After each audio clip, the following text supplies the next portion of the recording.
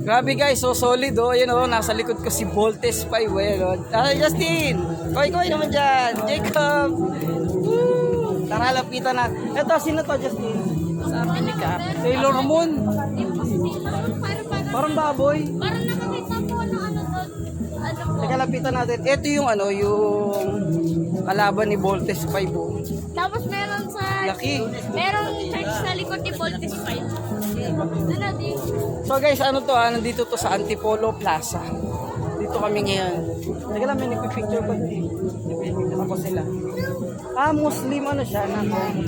Parang, Cathedral. oo, Cathedral, ibig sabihin. cathedral. Ang ganda.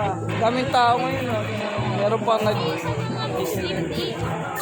Tara, lapitan na natin si Voltes 5. Doon sa kabila, si Naruto. Yan. Yan ako, laki ni Voltes 5. Dito tayo. Yasin yan, no? Mas kita siya. Yan si Voltes 5. Ito din yung church.